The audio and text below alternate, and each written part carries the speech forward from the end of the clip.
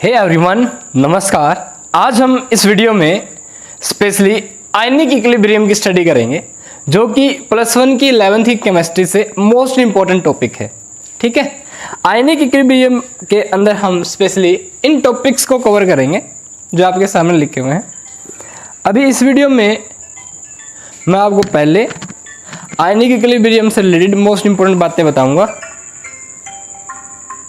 ठीक है, उसके बाद हम आयनिक इक्विलिब्रियम के न्यूमेरिकल स्टडी करेंगे। पहले हम आयनिक इक्विलिब्रियम से इन कंसेप्ट्स को समझेंगे और उसके बाद हम नेक्स्ट जो वीडियो जाएंगे हमारे आयनिक इक्विलिब्रियम पे, उसके न्यूमेरिकल स्टडी करेंगे। ठीक है, तो चलिए, मोस्ट इंपॉर्टेंट टॉपिक है अंडरस्टैंडिंग का भी, और साथ ही साथ नीट के अंदर न्यूमेरिकल्स भी बड़े अच्छे पूछे जा सकते हैं इस टॉपिक से। ठीक है, और आपकी बेसिक अंडरस्टैंडिंग को कवर करने का मोस्ट इंपॉर्टेंट टॉपिक। चलिए भाई, तो स्टार्ट करते हैं हमारा आयनिक इक्विलिब्रियम। यहाँ पे देखिए आयनिक टर्म दी गई है। आयनिक टर्म रिलेट करती है, क्या समझ में आ रहा है? आयनिक का मतलब आयंस होंगे। हम सॉलिड स्टेट में आयनिक सॉलिड पढ़ चुके हैं, जो कि क्रिस्टलाइन सॉलिड की एक टाइप है आयनिक सॉलिड, जिसके अंदर कंस्टिट्यूटिंग पार्टिकल्स आयंस होते हैं, जिनमें इलेक्ट्रोस्टैटिक फोर्स ऑफ अट्रैक्शन होता है। ठीक है, नेक्स्ट, इक्विलिब्रियम का मतलब समझ आ रहा है? इक्वल हो। अब क्या इक्वल हो ये देखेंगे, यानी आयंस जिसमें इक्वल हो, ये हमें सिग्निफाई कर रहा है क्या? Ionic equilibrium. इस टर्म को हम आगे जब समझेंगे भाई क्या मतलब है एक्चुअल में इक्विलिब्रियम का, और जिससे ये कहलाया आयनिक इक्विलिब्रियम। ठीक है, वो कौन से सब्सटेंस है जिसमें इक्विलिब्रियम आता है, जो आयंस में ब्रेक होते हैं और इक्विलिब्रियम लाते हैं। तो हम बात करेंगे किसकी? आयनिक इक्विलिब्रियम की। तो चलिए भाई, सबसे पहले बात करने जा रहे हैं सब्सटेंस। बोलिए क्या लिख रखा है? सब्सटेंस पदार्थ क्या हो सकता है? मैटर। बोलिए anything which occupies space can be felt by your five senses non matter. ठीक है, हम क्या पूछ रहे हैं सुनिए। On the basis of conductivity, बताइए कंडक्टिविटी के बेस पे। On the basis of conductivity मतलब अरे इलेक्ट्रिकल कंडक्टिविटी बेटा, कि कोई सब्सटेंस इलेक्ट्रिसिटी का कंडक्टर है या नहीं है। ठीक है, तो उसे हम क्या कहेंगे, यही हमें बताना है। सुनिएगा, तो वो सब्सटेंस जिसके अंदर से इलेक्ट्रिसिटी पास हो जाती है, अकॉर्डिंग टू फैराडे ने बोला उसे इलेक्ट्रोलाइट। इलेक्ट्रोलाइट क्या होता है? और जिसके अंदर से इलेक्ट्रिसिटी पास नहीं होती है उसे बोला नॉन इलेक्ट्रोलाइट। तो फैराडे क्या बोला कि सब्सटेंस को on the basis of electrical conductivity 2 parts में डिवाइड किया गया है।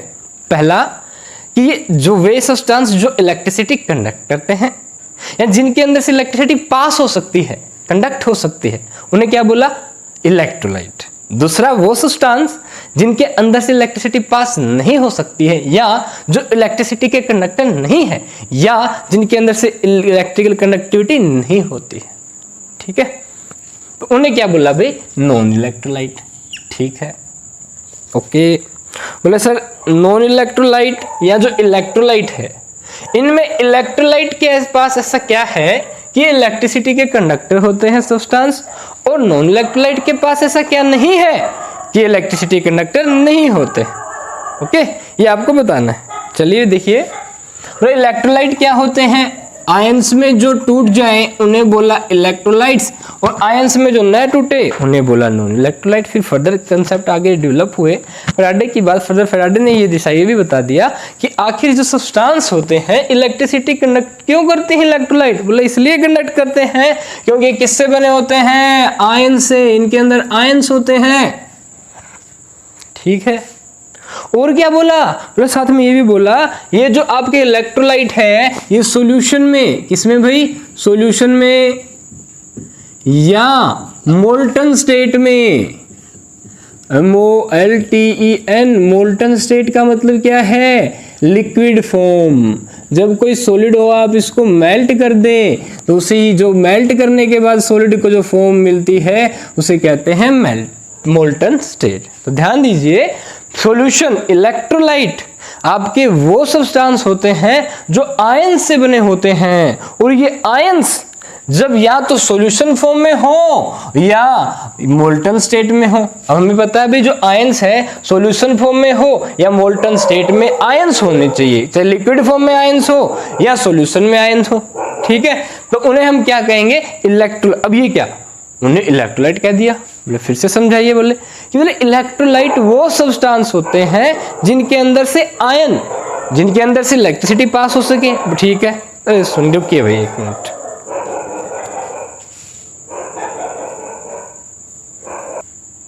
देखिए भाई, जो आपके इलेक्ट्रोलाइट है ये वो सब्सटेंस होते हैं जिनके अंदर आयंस होते हैं सॉल्यूशन में हो जब ये, या ये मोल्टन स्टेट में हो। सॉल्यूशन का मतलब जब आप इन इलेक्ट्रोलाइट की जो सॉलिड फॉर्म होती है उसको किसी सॉल्वेंट में डिजोल्व कर दें, तो जो होमोजेनियस मिक्सचर बनता है उसे कहते हैं सॉल्यूशन।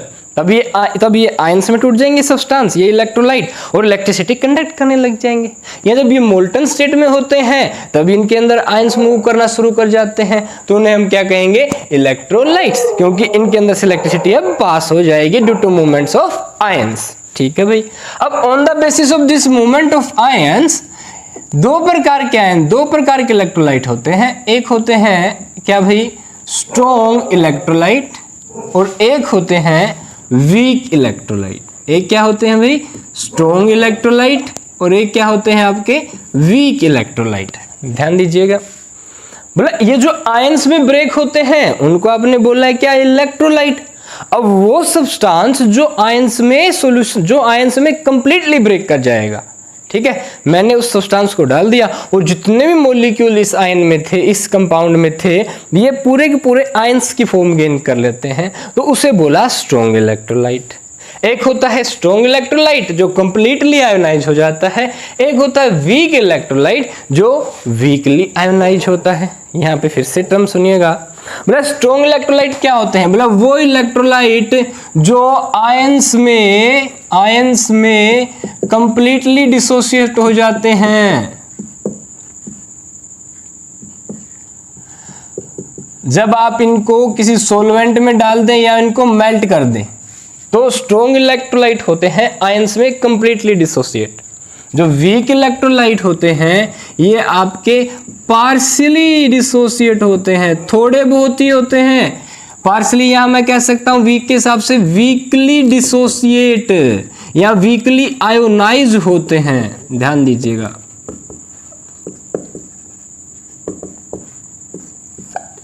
ठीक है। तो वीक इलेक्ट्रोलाइट वो सब्सटेंस होते हैं जो वीकली आयोनाइज होते हैं। जैसे आप इनको वाटर सॉल्वेंट में डालेंगे तो इनमें से मान लो 100 मॉलिक्यूल है तो उनमें से 5-10 मॉलिक्यूल ही आयोनाइज हो पाएंगे, उन्हें हम क्या कहते हैं, वीक इलेक्ट्रोलाइट। पर हाँ, ये इलेक्ट्रिसिटी के कंडक्टर होते हैं। अब ये बताइए मुझे, स्ट्रॉन्ग इलेक्ट्रोलाइट ज्यादा इलेक्ट्रिकल कंडक्टिविटी शो करेगा या वीक इलेक्ट्रोलाइट? बोला सर स्ट्रॉन्ग इलेक्ट्रोलाइट आयंस में कंप्लीटली टूट जाते हैं, आयंस सारे के सारे आयंस ही बन जाते हैं। वीक जो इलेक्ट्रोलाइट होते हैं तो सर बहुत कम ही एक्सटेंट से डिसोसिएट होते हैं, तो इनके कारण तो आयंस भी कम होंगे। और मुझे पता है सर चार्ज ज्यादा होगा तो कंडक्टिविटी भी ज्यादा ही होगी, चार्ज कम हुआ तो कंडक्टिविटी भी कम हो जाएगी, आयंस कम हुए तो कंडक्टिविटी भी कम ही हो जाएगी। सर इसका मतलब strong electrolyte are more conductor than weak electrolyte. ठीक है सर, बिल्कुल ओके। अब सर आप एक बार बता दो बस, तो जल्दी से मुझे है ना, सब्सटेंस आपने बता दिया कंडक्टिविटी के वजह से दो प्रकार के होते हैं, स्ट्रॉन्ग वीक इलेक्ट्रोलाइट और नॉन इलेक्ट्रोलाइट। फिर इलेक्ट्रोलाइट दो प्रकार के होते हैं, स्ट्रॉन्ग इलेक्ट्रोलाइट और वीक इलेक्ट्रोलाइट। आपने मुझे क्यों बताइए, क्यों लिया सर आपने टॉपिक? सुनिए, जो आपका नॉन इलेक्ट्रोलाइट है, फॉर एग्जाम्पल आपके पास है ग्लूकोज C6H12O6, आपके पास है यूरिया NH2CONH2, आपके पास है सुक्रोज। ठीक है सर, क्यों, क्या सर? ये क्या आपके नॉन इलेक्ट्रोलाइट? क्या मतलब सिर्फ बात, जैसे आप इनको वाटर में डालेंगे या इनको मोल्टन स्टेट में लेंगे, इनके अंदर कोई आयंस नहीं बनता है, that's why these are non electrolyte. ठीक है, अब ये आयंस में टूटेंगे ही नहीं। टॉपिक का नाम पढ़िए, आयनिक इक्विलिब्रियम। याद तो यार इन्होंने कमाल कर रखा है। और सच्ची बता रहा हूँ, जब मैं वीडियो बनानी स्टार्ट की है ना मैंने, तब से तभी उन्होंने बोलना स्टार्ट किया। देख लो आप, क्या पता मेरी आवाज से ही बोल रहे हैं। चलिए देखते हैं, स्टार्ट करते हैं, आइए। तो जो आपके C6H12O6 है भाई, ये जो नॉन इलेक्ट्रोलाइट, ये तो आयंस में टूटते हैं, तो हमारा नाम तो आएगा नहीं, वेरीफाई नहीं हो पाया सर।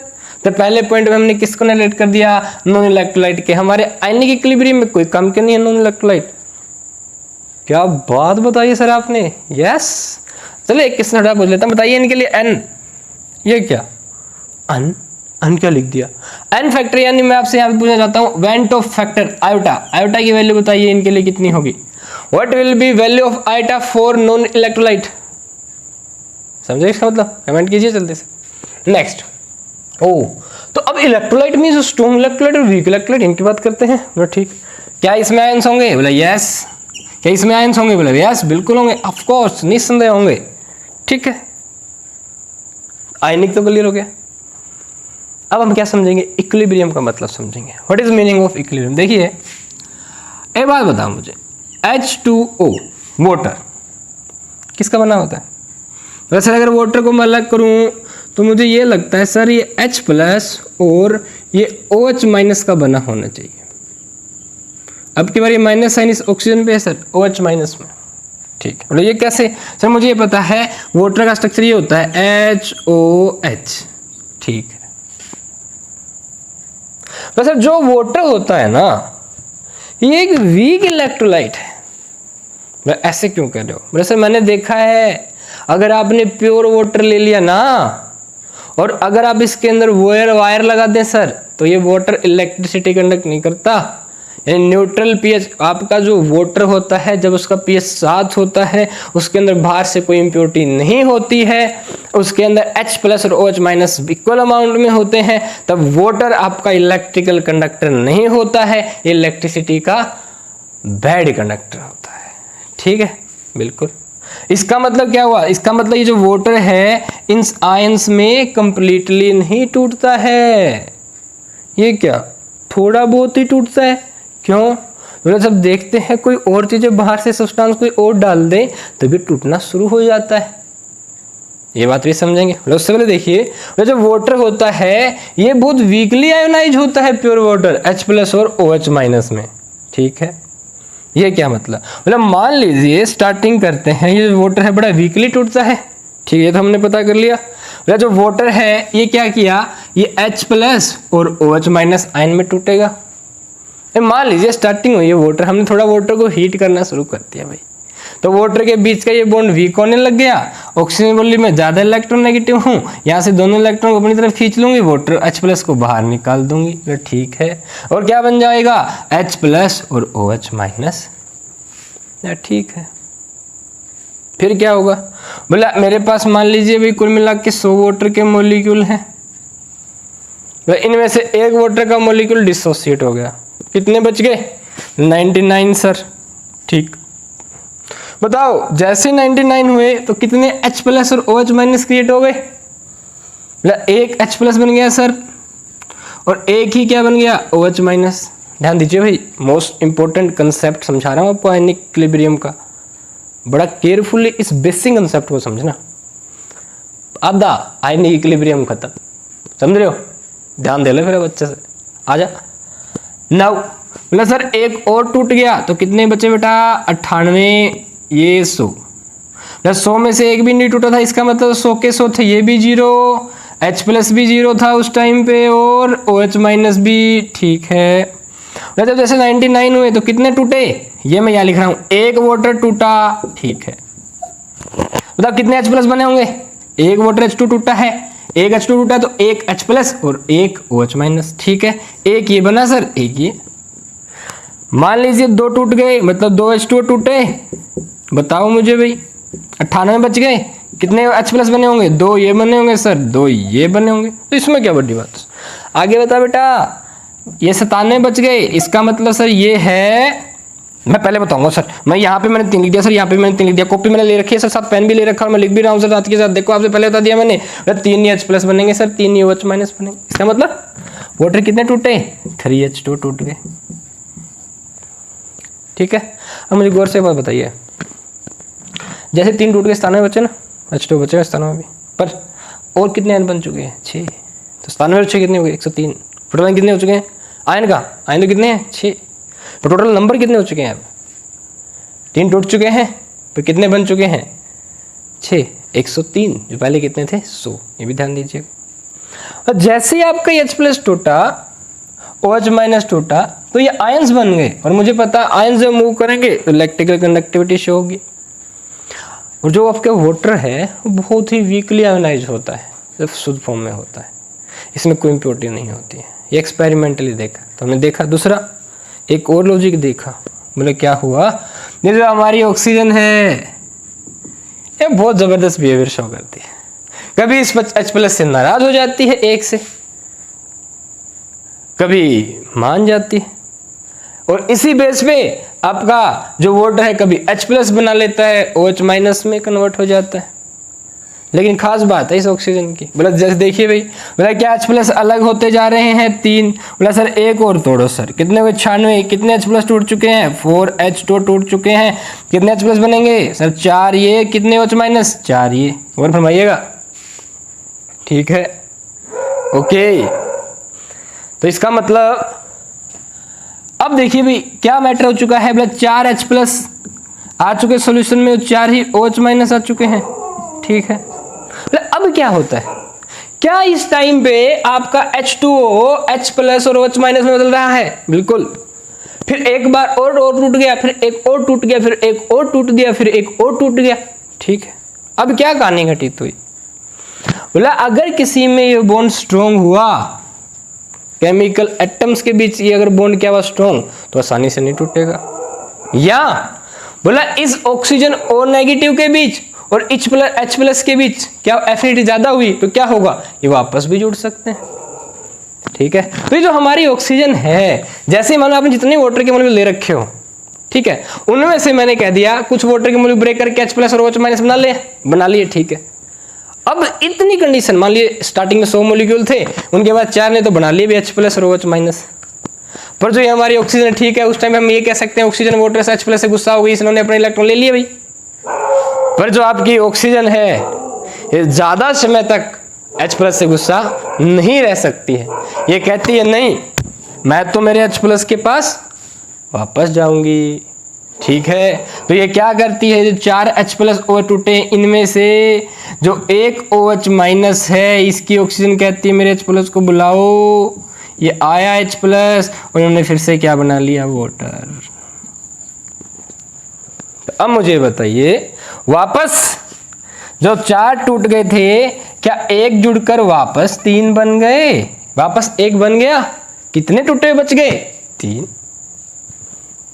ठीक है सर, ये क्या कर दिया आपने, क्या कर दिया मैंने ऐसा भाई, बोला सर ये ऑक्सीजन मान गई H+ को वापस होने। बिल्कुल, क्योंकि ऑक्सीजन कभी कभी नाराज हो जाती है ना, किससे, H+ से, ऐसे थोड़ी ना हरदम नाराज रहेगी। बोला नहीं, बोला ऐसे ही जो स्पीसीज कंपाउंड्स बने हुए हैं उनके अंदर एक कैटायन और एक एनायन के बीच भी ऐसा ही होता है। ठीक है, मतलब जब कुछ समय तक एनायन गुस्सा हो जाता है कुछ साल के अंदर, और कुछ समय तक परमानेंटली गुस्सा हो सकता है। समझ रहे हो क्या कहना चाहते हो, स्ट्रॉन्ग इलेक्ट्रोलाइट और वीक इलेक्ट्रोलाइट केस में। तो क्या होगा, अब क्या हुआ, ये आपकी ऑक्सीजन ने कहा कि नहीं मैं तो H+ के बिना नहीं रह सकती हूँ, जल्दी से वाटर बनाऊंगी, तो जाती है H+ अटैक कर देता है और H2 आपका वापस बन जाता है। यानी क्या कहानी घटित हुई, ये जो 96 मॉलिक्यूल आपके बच गए थे, 4 ब्रेक हो चुके थे, इनमें से एक H+ OH- से वापस क्या कर लिया, वाटर बना लिया। ठीक है, अब ऑक्सीजन क्या करती है, फिर से गुस्सा होती है, नहीं एक और टूट जाता है। बोले ये क्या, वही नहीं टूटता है, अब वाटर के 100 मॉलिक्यूल है, इनमें से मैंने कह दिया 95वां मॉलिक्यूल बाई चांस टूट जाए, कि जो थोड़ी ना कि 98वां टूटे, 100 मॉलिक्यूल ना अलग अलग वाटर के, उनमें से 95वां कोई भी टूट सकता है मर्जी। ठीक है, कोई भी माने गया 95वां मॉलिक्यूल टूट गया भाई, ठीक है, यानी टूटा नंबर में 4 ही हुआ, चौथा मॉलिक्यूल ही टूटा है। अब की बार वो 95वां मॉलिक्यूल था, मैंने 1 से लेकर 100 वाटर के मॉलिक्यूल को नंबर दे दिया, 2 3 4 5 7 99 100, समझ रहे, यस सर। तो इनमें से टूटा सर, कहानी तो यही होगी, 4 मॉलिक्यूल टूट गए, अगर 95वां क्यों ना टूटे। ठीक है, फिर वो भी ज्यादा समय तक नहीं रह सकता, फिर से क्या होगा, सर फिर से हमारी ऑक्सीजन H+ के साथ जुड़ेगी और वाटर बनाएगी। बिल्कुल, क्यों नहीं, समझ रहे हो, बनाएगी। क्लियर है क्या, हाँ। तो क्या होगा, अब क्या होगा, क्या हुआ है सर, इसका मतलब ये हुआ है सर H+ प्लस OH- और फिर से क्या बन गया, वाटर। ओहो क्या बात है, ये क्या हो रहा है, गौर से देखिए, इसका मतलब H+ और OH- आयन इस कंडीशन जब 3 टूट जाते हैं मॉलिक्यूल टूट जाए वाटर के अंदर, और अगर चौथा टूटा तो उसको बर्दाश्त नहीं होता। ठीक है, यानी ये आपस में सामंजस्य करके क्या होता है, यही सब्सटेंस जो वीकली टूटते हैं, देखो 100 में से कितने टूटे हैं, 4 ही टूटे, लेकिन एक तो वापस बन गया तो 3 ही टूट पाए। समझ रहे हो क्या? यानी वीकली टूटा वाटर, वो जैसे वीकली टूटा है तो यही रिएक्शन आपकी अगले मॉलिक्यूल के ब्रेक करने पर वापस अपोजिट डायरेक्शन में होने लगी। पहले वाटर H+ और OH- आयन बना रहा था, अब क्या हो रहा है, H+ और OH- आयन मिलकर वाटर बना रहे हैं। और खास बात यही है क्या, बोला चौथा मॉलिक्यूल जैसे ब्रेक कर जाता है ना, तुरंत जुड़ भी जाता है। अब वो नंबर में मॉलिक्यूल्स मान लो कोई भी ब्रेक कर जाए, बहुत सारे मॉलिक्यूल होंगे, 1 मोल 18 ग्राम वाटर में एवोगाड्रो मॉलिक्यूल्स होंगे, पता नहीं कौन से नंबर वाला टूट जाए। अगर सभी को 1 से एवोगाड्रो तक नंबर दे तो ये बात समझ में आ रही है आपको, वापस जुड़ जाते हैं। या मान लीजिए ये टूट गया, दूसरा भी टूट गया, फिर इनमें से दोनों आपस में क्रॉसिंग के हिसाब से वापस में जुड़ के मैच हो गए, बन गए वापस। यानी कंडीशन क्या होती है, जो हमने वाटर लिया था उसके अंदर केवल 3 ही मॉलिक्यूल डिसोसिएट फॉर्म में रह पाते हैं, बाकी वापस टूट गया तो वापस जुड़ के अपना क्या कर लेंगे, वाटर वापस बना लेंगे। अब ये जो कंडीशन आ चुकी है जिसके ऊपर फर्दर न तो H+ बन पाते हैं नंबर में ज्यादा, न ही OH- बन पाते हैं। पहले जो आपका H2O H+ और OH- में टूट रहा था, वापस H+ और OH- बना रहा है, ये कंडीशन आपकी कांस्टेंट हो चुकी है। अब ये जो कांस्टेंट कंडीशन जिसपे केवल 97 मॉलिक्यूल आपके वाटर के हैं और H+ और OH- 3 H+ और 3 OH- है, ये जो कंडीशन है जिसके ऊपर वाटर से क्या बन रहा है, H+ और OH- बन रहा है, और H+ और OH- 1 मिलकर क्या बना रहे हैं, वाटर बना रहे हैं। This condition is known as equilibrium. समझ में आई क्या बात है? क्या इसमें आयंस टेक पार्ट कर रहे हैं इक्विलिब्रियम में? That's why this is known as what, बोलो, आयनिक इक्विलिब्रियम। आया समझ में? अब तो आ गया सर समझ में। Yes sir.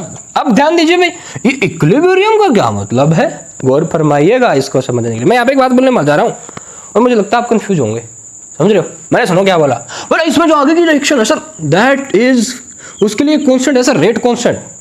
Rate constant for forward reaction क्या हो रहा है, वाटर टूट रहा है H+ और OH- आयन में, एक रिएक्शन हो गई। तो क्या ये रिएक्शन बैकवर्ड डायरेक्शन में भी हो रही है? मैंने एक साथ दिखा दिया, H+ और OH-, यस सर, Kb।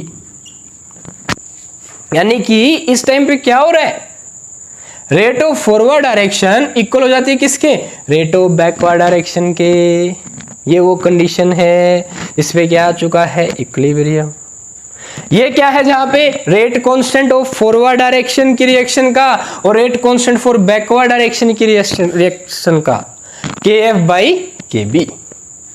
ठीक है, जब हम KF/Kb को डिवाइड करते हैं तभी हमारे पास कांस्टेंट आता है, जिसे हम कहते हैं K equilibrium constant, that is equal to KF/Kb।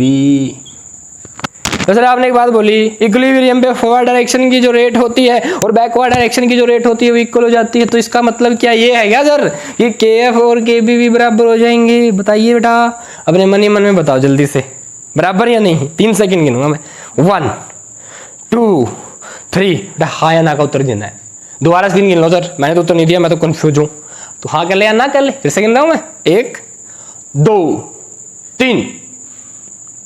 नहीं सर, नहीं वाले जो हैं वो बिल्कुल सही हैं। क्यों बोला, KF और KB बराबर नहीं होंगे? मैंने क्या बोला, गौर फरमाइएगा, rate of forward direction equal to rate of backward direction. इसका मतलब ये नहीं होता कि रेट कांस्टेंट इक्वल होंगे। बोला ऐसा क्यों? देखिए, बोला किसी रिएक्शन की जो रेट होती है वो इक्वल होती है रेट कांस्टेंट इनटू में concentration of reactant power raise to the stoichiometric coefficient. Rate law में तो एक्सपेरिमेंटल होता है, एक्सपेरिमेंटल स्टोइचियोमेट्रिक कोएफिशिएंट की जगह क्या, एक्सपेरिमेंटल कोएफिशिएंट। ठीक है, तो यहाँ पे क्या गया, फॉरवर्ड डायरेक्शन का। अब सोचो, अगर फॉरवर्ड डायरेक्शन की बात, रिएक्टेंट कौन है, वाटर। ठीक है, यहाँ पे कौन है, वाटर। अगर मैं रेट कर लूँ फॉरवर्ड डायरेक्शन की, रेट क्या बराबर हो गई है, बैकवर्ड डायरेक्शन की रेट के बराबर हो चुकी है। इसका मतलब constant of backward direction into concentration of reactant. Reactant की कंसंट्रेशन में कौन है, अगर ये वाली रिएक्शन हो रही है तो H+ एंड OH-, तो यहाँ पे क्या आएगा, H+ एंड OH-। गौर फरमाइएगा, क्या रेट बराबर है? यस, इसका मतलब ये दोनों बराबर हो चुके हैं।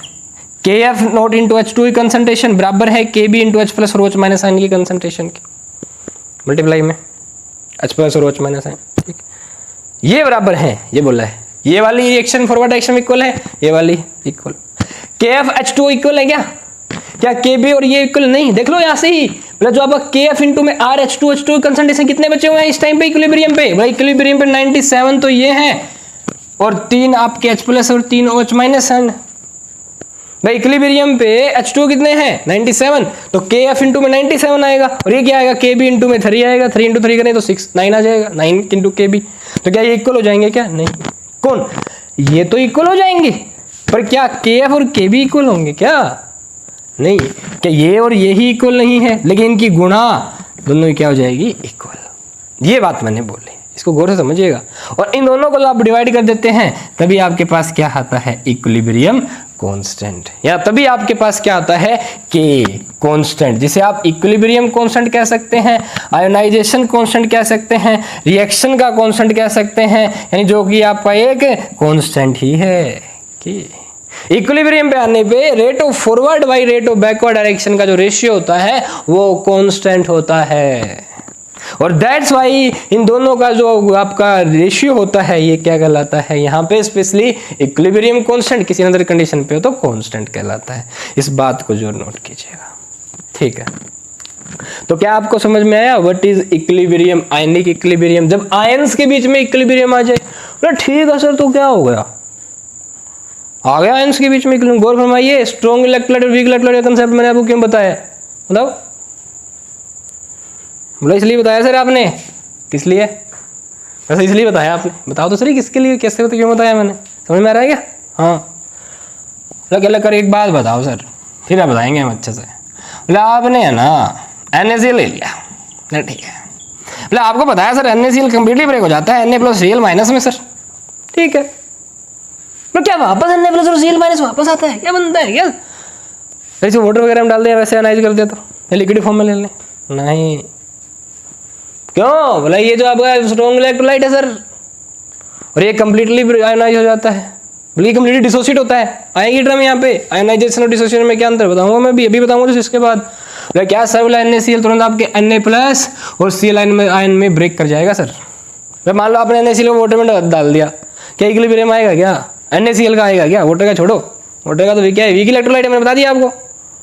इसका तो इक्विलिब्रियम आता है, पर स्ट्रॉन्ग इलेक्ट्रोलाइट केस में इक्विलिब्रियम में नहीं आता है। इसके अंदर खास क्या रहती है? एक ही एरो रिएक्शन में जाती है भाई, फॉरवर्ड डायरेक्शन में। तो जो स्ट्रॉन्ग इलेक्ट्रोलाइट है इनका रिएक्शन फॉरवर्ड डायरेक्शन में चलती जाएगी, बैकवर्ड डायरेक्शन में रिएक्शन नहीं आएगी। तो क्या कोई इक्विलिब्रियम होगा? क्या rate of forward direction rate of backward direction की इक्वल होगी? नहीं होगी। That's why in case of strong electrolyte equilibrium is not studied. समझ रहे हो क्या? ये बेसिक कांसेप्ट है। हाँ अगली बात बताइए सर, वीक इलेक्ट्रोलाइट केस में यही तो है जिसके कारण इक्विलिब्रियम आया है। अरे क्या बात है। सर जो आयनिक इक्विलिब्रियम है ना, वो हमारे वीक इलेक्ट्रोलाइट वाले मित्र के कारण, इन्हीं मित्रों के कारण, इन्हीं के कारण है। जो वीक इलेक्ट्रोलाइट है वही कंप्लीटली आयोनाइज नहीं होते हैं। अगर कुछ इनके मॉलिक्यूल आयोनाइज हो जाते हैं तो वापस इनको अच्छा नहीं लगता है, या वापस आके जुड़ जाते हैं। Rate of reaction forward direction, rate of backward direction equal हो जाती है, इसे इक्विलिब्रियम कहते हैं। समझ रहे हो? यस सर, ठीक है, ओके भाई। दैट्स वाई सब्सटेंस कंडक्टिविटी के वैसे मैंने आपको electrolyte, non electrolyte, strong electrolyte, weak electrolyte में बताया, और वीक इलेक्ट्रोलाइट हमारा इंपॉर्टेंट कंसेप्ट रहेगा। समझ रहे हो क्या? इसी पे क्या है आपका आयनिक इक्विलिब्रियम। बड़ा समझ में आयनिक इक्विलिब्रियम क्या होता है। और मोस्ट इंपॉर्टेंट कंपोनेंट कौन है इसका? वाटर। अभी इसके वाटर के बारे में ये सारे इस वीडियो में इन सभी टॉपिक्स के बारे में बता के जो हम फर्दर वीडियोज में आगे आयनिक इक्विलिब्रियम के पढ़ेंगे और इन्हीं के फर्दर न्यूमेरिकल्स निकालेंगे। इसके बाद में इसी वीडियो में आपको वाटर के बारे में बताऊंगा, ध्यान दीजिएगा। खूबी बताऊंगा आपको पानी की क्या खूबी है। पानी रे पानी तेरा रंग कैसा, बताइए कैसा रंग होता है पानी का? कंफ्यूज कर रहे हो सर आप? पहले ये बता दो, पानी H2O H+ और OH-। जो आपका NaCl एक स्ट्रॉन्ग इलेक्ट्रोलाइट होता है, इसमें रिएक्शन फॉरवर्ड डायरेक्शन में रहेगी। Na+ और Cl- ब्रेक हो गया तो हो गया। अभी Na+ और Cl- वाटर में अगर आपने डाल दिया तो वापस नहीं उठते। ऐसा क्यों होता है बताता हूँ, समझ आ रहा है क्या? पहले तो मुझे यही बता दो सर, आपने NaCl को वाटर में डाल दिया, ठीक है, तो पहले तो ये बताइए कंडक्टिविटी क्या इफेक्ट पड़ेगा? बताओ। हमारा वाटर तो वीक इलेक्ट्रोलाइट होता है सर, कंडक्टिविटी वैसे नहीं करता, थोड़े बहुत इश्यू कर लेते हैं, तो क्या होता है? Bad conductor of electricity pure water. जैसे आप इसमें NaCl डाल दोगे तो वाटर ने दिखाई भाई हाई कंडक्टिविटी, पानी डाल दो और जैसे फिर तो दूर दूर तक लगाओ, करंट शो करने लग जाएगा। समझ रहे हो? और तो क्या, अगर आप क्या करें, वो आपने 3D में सीन देखा, चम्मच वाला सीन, ठीक है, क्या करें? नमक वाला पानी लेके उसके ऊपर डाल दो, चम्मच करंट वाली हो, देख लेना भाई क्या। या आप ये कर लें कि जो आपका जो बिकर है जो आपने ले रखा है उसी में क्या हो, करंट हो। अगर चम्मच में डालेंगे तो वाटर के कारण फ्लो हो जाएगी इलेक्ट्रिसिटी उस वाटर के अंदर। आंसू तो जल होगा आपका, नॉर्मल वाटर्स में नहीं होगा। समझ रहे हो, यानी इतना ज़्यादा कनेक्ट हो जाता है। बोले क्या होता है कि NaCl वापस इक्विलिब्रियम नहीं बनाता, ये बता दो सर। बोले इसलिए ध्यान दीजिएगा, जो आपका वाटर सोलवेंट है इसका जो डाइलेक्ट्रिक कांस्टेंट होता है वो 80 होता है। इस डाइलेक्ट्रिक कांस्टेंट 80 होने का मतलब बताओ जल्दी से, relative permittivity of medium water, हमें पता है दो चार्जेस के बीच force according to Coulomb's law depend करता है on the nature of medium. वैसे अगर ये मीडियम एयर है तो ठीक है, जितना फोर्स है, मान लीजिए F फोर्स है Na प्लस और Cl माइनस के बीच, किसके अंदर, वैक्यूम के अंदर। जैसे ही आपने क्या डाल दिया, वाटर डाल दिया, तो इन Na प्लस और Cl माइनस आयन के बीच फोर्स रह जाता है F/80 टाइम्स। हमें पता है रिलेटिव परमिटिविटी कितनी है, 80 टाइम। डाइलेक्ट्रिक कांस्टेंट इसी को कहते हैं permittivity of medium by permittivity of vacuum. इसी को रेशियो हम क्या कहते हैं, रिलेटिव परमिटिविटी। और वाटर का जो डाइलेक्ट्रिक कांस्टेंट रिलेटिव परमिटिविटी होती है वो 80 होती है, जिसका मतलब अगर आपने इनमें कितनी दो आयंस को डाल दिया तो उनके बीच का फोर्स ऑफ अट्रैक्शन, ऐसे कंपाउंड को डाल दिया जिनके अंदर आयन है, आयन के बीच फोर्स ऑफ अट्रैक्शन कितने गुना कम कर देगा ये, 80 टाइम्स। दैट्स वाई अब इनके अंदर फोर्स 80 टाइम्स कम हो जाता है। 80 टाइम्स कम हो गया भाई, 100 होना तो मान ले 100 टाइम माने तो बहुत होती है 100 बात। 80 टाइम्स फोर्स कम हो गया, वापस जुड़ेंगे क्या वाटर के अंदर, नहीं जुड़ते, इसलिए इन स्ट्रॉन्ग इलेक्ट्रोलाइट का इक्विलिब्रियम नहीं आता। और जनरली हमारे पास सोलवेंट बहुतायत मात्रा में क्या है, पानी है। और ध्यान रखिएगा, पानी रे पानी तेरा रंग कैसा, मिला दो जिसमें उसी के जैसा। देखिएगा, ध्यान दीजिएगा, जो आपका NaCl है जैसे ही आप वाटर में डालते हैं, वाटर का डाइलेक्ट्रिक कांस्टेंट हो ज्यादा होने के कारण ये आयोनाइज नहीं डिसोसिएट होता है। ये क्या बोलती है सर आपने, सुनिएगा, पहला क्वेश्चन तो क्लियर हो गया आपका क्या, कि H2 डालते ही क्या इफेक्ट पड़ेगा NaCl पे, इनके बीच फोर्स ऑफ अट्रैक्शन कितने टाइम्स कम हो गया, 80 टाइम्स। बोले फोर्स ऑफ अट्रैक्शन क्यों बोला, बोले ये पॉजिटिव आयन है सर, ये नेगेटिव आयन, और नेगेटिव पॉजिटिव अट्रैक्शन होता है, समझ रहे हो। यस सर, वाटर ने कितना टाइम कर दिया कम, 80 टाइम्स। बड़ी प्रैक्टिकल बात है ये, कभी बाद में समझ में आएगी आपको, ध्यान दीजिएगा इस पे। अरे ये कंसेप्ट तो समझ में आएगा, इसके पीछे का लॉजिक बाद में समझ में आएगा, समझ रहे हो। MBBS में आना पड़ेगा आपको इसके लिए, अगर आप इसको समझना चाहते हो। वाटर का कंसेप्ट बहुत शानदार, जबरदस्त, ऑसम। देखिए भाई, नो, समझ रहे हो। देखिए जो आपका वाटर है, अब जैसे आपने यहाँ पे क्या डाला Na प्लस और यहाँ पे क्या है Cl minus, force of attraction 80 times कम हो चुका है, ठीक है सर। अब मुझे एक बात बताओ, तो ये जो आयोनाइजेशन और ये डिसोसिएशन है उसमें क्या अंतर है फिर। बोला सर आप एक कंसेप्ट छोड़ रहे हो सर, सीधा तीसरे पे आ रहे हो, आयोनाइजेशन बता रहे हो आप हमें, डिसोसिएशन बता रहे हो, ये कहाँ गया, ये भी बताऊंगा बेटा, क्या चिंता कर रहे हैं आप। देखिए अभी क्या बात है, अभी मैं आपको आयोनाइजेशन और डिसोसिएशन क्लियर कर दूं यहीं से। बोले आयोनाइजेशन क्या होता है, डिसोसिएशन क्या होता है, सुनिएगा। बोले अगर आप ऐसा इलेक्ट्रोलाइट ले रहे हो जिसमें पहले से ही आयन हो, बोले पहले से आयन हो, जैसे NaCl है अपने पहले से आयन होते हैं, KOH है, KCl है, NaOH है, जो स्ट्रॉन्ग इलेक्ट्रोलाइट होते हैं वो पहले से आयनिक फॉर्म में होते हैं।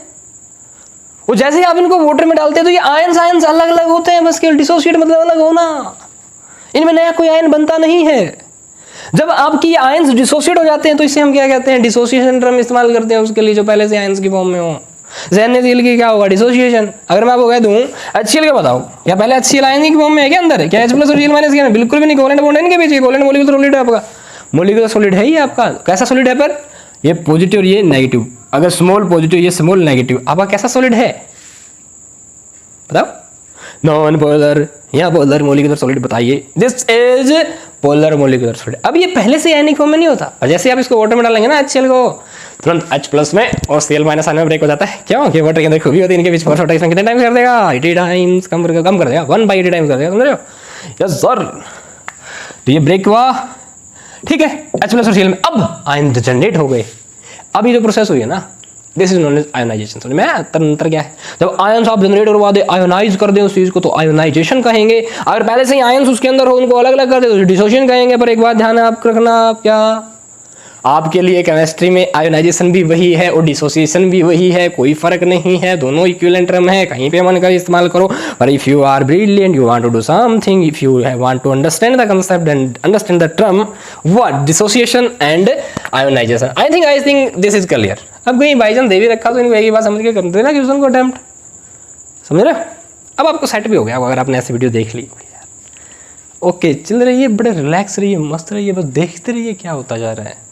बस अब देखने का सब्र आपके अंदर है तो कमाल हो जाएगा आपका, ये नहीं 817 रहेगा वाला। हाँ भाई, ये था अबाउट इक्विलिब्रियम। अब ध्यान दीजिएगा, मैं यहाँ पे आपको एक बात और समझाना चाहता हूँ। एक टर्म होती है ये जो के इक्विलिब्रियम है, ठीक है, एक टर्म होती है रिएक्शन क्वोशिएंट। क्या टर्म होती है, reaction quotient. What is reaction quotient? बोला एक रिएक्शन के अंदर ratio of concentration of products by ratio of concentration of reactant, और इच प्रोडक्ट जो भी हो उसको स्टोइचोमेट्रिक कोफिशिएंट से राइज कर देना, रिएक्टेंट हो उसको भी स्टोइचोमेट्रिक कोफिशिएंट से राइज कर देना। This is known as reaction quotient. और एक्चुअल में यही अगर बेसिकली देखा जाए तो किस बेस पे है ये रिएक्शन क्वोशिएंट? ये एक प्रकार से कांस्टेंट होता है किसी भी टाइम पे। अगर हम कंसंट्रेशन ऑफ प्रोडक्ट को कंसंट्रेशन ऑफ रिएक्टेंट से भाग करें और power raise to the stoichiometric coefficient कर दें तो एक पार्टिकुलर टाइम पे एक पार्टिकुलर कंसंट्रेशन के लिए तो कांस्टेंट वैल्यू आएगी ही बिल्कुल। ठीक है, दिस रिएक्शन क्वोशिएंट एक्चुअल में बेसिस है या बेस्ड भी कह सकते हो लॉ ऑफ केमिकल इक्विलिब्रियम। यही है आपका law of chemical equilibrium. According to law of chemical equilibrium concentration of react products power raise to the stoichiometric coefficient by concentration of reactant power raise to the stoichiometric coefficient का ratio क्या होता है? Constant. और यही अगर reaction quotient आपकी उस condition पे जब इक्विलिब्रियम आया हुआ है तो then this reaction quotient is known as what? Equilibrium constant. समझ रहे हो? यस। अब मुझे एक बात बता दो, मतलब जो आपने वाटर है, ठीक है, जितने मॉलिक्यूल लिए हैं, मैं यहाँ पे आपका जो law of chemical equilibrium apply करने जा रहा हूँ। बोले कीजिए सर। बोले क्या होगा? बोले इक्विलिब्रियम अप्लाई करें। बिल्कुल। बोला कंसंट्रेशन ऑफ प्रोडक्ट कितनी है? बोले H+ की कंसंट्रेशन, OH- आयन की कंसंट्रेशन, बाई में कंसंट्रेशन ऑफ क्या बच गया? वाटर। ठीक है, जब ये इक्विलिब्रियम आया हो। और ये ध्यान दीजिएगा, कहीं पे अगर वाटर आपको मिल जाए तो वाटर की कंसंट्रेशन पे ज़्यादा कोई चेंज या इफेक्ट फर्क नहीं पड़ता। और रिएक्शन में कहीं पे भी आप वाटर की अकेला वाटर की बात कर रहे हैं तो वाटर की कंसंट्रेशन अप्रोक्स फिक्स रहती है क्योंकि ज़्यादा ब्रेक नहीं होता। बताऊंगा अभी कंसंट्रेशन भी बताऊंगा वाटर की कितनी होती है, कैसे, इसी वीडियो में डिस्कस कर लेंगे हम। ठीक है, ज़्यादा फर्क नहीं होता। और फिर इस यही आपका इक्विलिब्रियम कांस्टेंट वाटर के लिए बन जाता है आयनिक प्रोडक्ट। क्या बन जाता है भाई? KW ionic product. मैं कैसे भाई? ये जो वाटर है ज़्यादा फर्क नहीं पड़ता, ये भी कांस्टेंट रहता है, तो K equilibrium into concentration of water, this is known as ionic product of water. तो बताइए आयनिक प्रोडक्ट ऑफ वाटर किसके लोग हैं? एक प्रकार से H+ और OH- आयन के। इस कंसेप्ट को आगे हम समझेंगे। ठीक है, यहीं से न्यूमेरिकल स्टार्ट होंगे भाई हमारे। वाटर के बारे में सारी बातें बताऊंगा तभी समझाऊंगा आपको, तो वीडियो देखते रहिए कंटिन्यू। समझ में आ रहे हो? अब सुनिए भाई, अब हमारा ये टॉपिक मुझे आपको बताना था कि आयनिक इक्विलिब्रियम क्या होता है। I think it is clear. And what is difference between ionisation and dissociation? I think this is also clear. Yes sir, मुझे क्लियर होगा। जिसको क्लियर हुआ अपने हाथ उठाएं जल्दी से। 1 2 3। यस, क्या बात है, शानदार, गुड। अब सुनिए भाई, अब कहानी है जो आपका वेरियस कंसेप्ट है, किसको आप स्ट्रॉन्ग बोलेंगे, किसको वीक बोलेंगे, तो पढ़ लिया हमने। जो आपके स्ट्रॉन्ग और वीक होते हैं इनमें से ही कुछ आपके एसिड होते हैं, कुछ आपके बेस होते हैं। आपने भी 10th में पढ़ा हुआ एसिड एसिड एसिड एसिड आपके वो सब्सटेंस होते हैं जो खट्टे होते हैं, लाल लिटमस या ब्लू लिटमस को लाल कर देते हैं, लाल लिटमस पे एसिड का कोई इफेक्ट नहीं पड़ता है। तो ये जो कंसेप्ट है ना, एसिड एसिड क्या होते हैं, इसी एसिड और बेस को बताने के लिए एक वेरियस कंसेप्ट्स आए गए, थ्योरी आई, जिनसे आप पता कर सकते हो ये एसिड है ये बेस है। ये तो होता है कंसेप्ट का मतलब है। ठीक है, वही तो पढ़ा रहा हूँ आपको। नीट के लिए 17 जुलाई को होने जा रहा है। और सर अगर मैं अच्छे से पढ़ता का, बिल्कुल, अगर आप अच्छे से पढ़ेंगे, ध्यान दीजिएगा और वीडियो देखते रहेंगे, मतलब देखिए, देखना इंपॉर्टेंट है। आपको कितना समझ में आ रहा है ये भी मैटर नहीं करता। ठीक है, एक बार आप देख लो ना, उसके बाद में समझ में आ जाएगा तो दूसरी तीसरी बार देखेंगे। समझ रहे हो? स्क्रू की बात है अपने दिमाग के। देखिएगा, जो एसिड और बेस का क्लासिकल कंसेप्ट आया सबसे पहले, बोले according to classical concept of acid and base, बोले आपके एसिड वो सब्सटेंस होते हैं जो खट्टे होते हैं और जो रेड लिटमस को ब्लू कर देंगे, नहीं सॉरी रेड लिटमस पे ऊपर जिसका कोई प्रभाव नहीं पड़ता, और ब्लू लिटमस को क्या कर देंगे? रेड। मतलब बेस क्या होते हैं? मतलब बेस वो सब्सटेंस होते हैं जो कड़वे होते हैं और जो रेड लिटमस को ब्लू कर देते हैं, ब्लू के ऊपर कोई इफेक्ट नहीं पड़ता। तो ये था वह क्लासिकल कंसेप्ट। ठीक, फिर क्या हुआ सर? फिर दूसरा कंसेप्ट आया, क्या था? Arrhenius concept. आर्हीनियस कंसेप्ट आया। आर्हीनियस कंसेप्ट क्या? एसिड वो होते हैं जो H+ दे और बेस होते हैं जो OH- दे। ये आर्हीनियस ने बताई थी बात। ठीक है सर, H प्लस वाले एसिड, OH माइनस वाले बेस। ठीक है, उदाहरण दो सर, दो जल्दी से दो। बोला सर NaOH, ठीक है, KOH, बोला ठीक है, और बस सर, बस और नहीं बोलूँगा सर मैं कुछ भी, अब मुझे पता ही नहीं है सर। NH4OH, ठीक है, बेस है सर, ये तो बेस के बारे में बता सकते हो आप सर, क्या और क्या बताऊँगा आपको। ठीक है, MgOH2 सर, ठीक है, क्या NaOH KOH आपने ये तो ली थी, यहाँ ये यहाँ ली थी, ध्यान रखिए स्ट्रॉन्ग और वीक का चक्कर है, थोड़ा वीक इलेक्ट्रोलाइट होता है NH4OH स्पेशली, ये टेम का होता है। NaOH KOH क्या होता है, स्ट्रॉन्ग इलेक्ट्रोलाइट होता है। हालांकि ये आपका जो MgOH2 है ये हम इसी कैटेगरी में लेंगे, MgOH2 भी स्ट्रॉन्ग इलेक्ट्रोलाइट केस ले सकते हो बिल्कुल, CaOH2 भी। ठीक है, ओके। और भाई ऐसी स्ट्रॉन्ग एसिड होते हैं आपके क्या, HCl, देख लो OH मैंने साइन दे रहे हैं सभी के सभी, ये भी OH मैंने साइन दे रहा है, लेकिन ये वीक एसिड, वीक बेस है, ये क्या है, स्ट्रॉन्ग बेस है। स्ट्रॉन्ग बेस कंप्लीटली आना होता है, स्ट्रॉन्ग वीक बेस आपका वीकली आना होता है। HCl आपका स्ट्रॉन्ग एसिड है, HNO3 आपका स्ट्रॉन्ग एसिड है, H2SO4 आपका स्ट्रॉन्ग एसिड है, कंप्लीटली आना होते हैं। ये क्या देंगे, H+,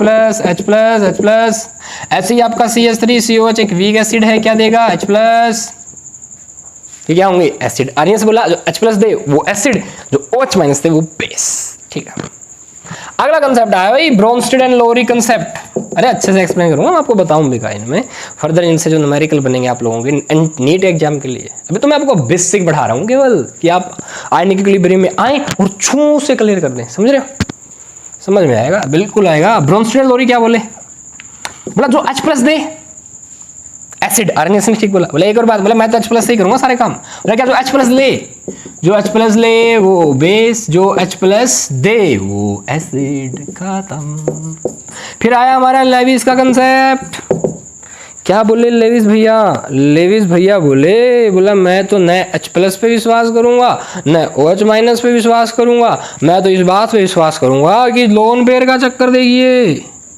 बोला जो लोन पेयर डोनेट कर दे, बोला वो तो मेरे लिए है बेस, जो लोन पेयर एक्सेप्ट कर ले वो मेरे लिए है एसिड। ये बोले लेविस जी, इन्होंने तो हमारा एक कंसेप्ट, एक क्वेश्चन सोल्व कर दिया। अरे वाह, एक क्वेश्चन याद है हातिम था जिसमें 7 क्वेश्चन का जवाब लेना जाता है, ऐसे ही हमारा एक क्वेश्चन सोल्व हो गया। क्या, कोऑर्डिनेशन कंपाउंड, तो बताइए कोऑर्डिनेशन कंपाउंड में सेंट्रल मेटल एटम होता है और लीजेंड होते हैं, जो सेंट्रल मेटल एटम था वो क्या है, कमेंट करेंगे। लेकिन जो आपका ये बता दूंगा आपको, जो लीजेंड होते हैं ना वो लेविस क्या होते हैं, base. Ligands are L for Lewis, ligands are Lewis base. आपको ये बताना है सेंट्रल मेटल एटम क्या होता है, कमेंट कीजिएगा, लिखिएगा सेंट्रल मेटल एटम, एरो लगाइएगा, लिखिएगा सर क्या होते हैं, खालिस्तान। क्या बात है, देखिए भाई नेक्स्ट आयनाइजेशन डिसोसिएशन सेंटर आप समझ चुके हैं क्लियर। इसी वीडियो में आपको बेसिक बताऊंगा इक्विलिब्रियम के न्यूमेरिकल सोल्व करने का, don't skip it, you have to see. Time देना तो यहाँ दीजिए, वेस्ट नहीं होगा टाइम आपका, पक्की बात है। देखो आगे ले लेना मेरे से, आयनिक प्रोटॉन वाटर ये क्या होता है, वो तो अभी आ गया, मतलब के इक्विलिब्रियम आया था सर, बिल्कुल आया था, ध्यान दीजिए। अरे अच्छे समझाएंगे भाई, ऐसे थोड़ी ना पाएंगे। हमारा आयनिक प्रोडक्ट आया है, मेरे कर्ण अर्जुन आएंगे, हमारा आयनिक प्रोडक्ट अभी आ चुका है, तो क्यों नहीं करेंगे हम। देखिए हमने अभी पता किया सर के इक्विलिब्रियम बराबर हुआ है हमारे H+ के concentration by OH minus ion की concentration by concentration of water. ये क्या हो रहा है भाई, ये क्या हो रहा है, ये इक्विलिब्रियम आयनिक प्रोडक्ट निकला जा रहा है भाई, देखिएगा। मतलब ये हमें पता है H2O की कांस्टेंट रहता है, अब ये भी बताऊंगा मैं आगे जैसे यहाँ से चलने के बाद कि व्हाई दिस H2O की concentration is nearly constant. Okay yes sir, तो के इक्विलिब्रियम में कांस्टेंट है, ये भी कांस्टेंट है, दोनों को कांस्टेंट करके नया कांस्टेंट बन जाता है, उसी को हम KW ionic product of water कहते हैं। ये यहाँ जाके क्या बना लेगा, कंसंट्रेशन ऑफ H2O। यहाँ से आ गया, मिटा दूं, इसी के लिए हो गया H+ OH minus, this is known as ionic product of water.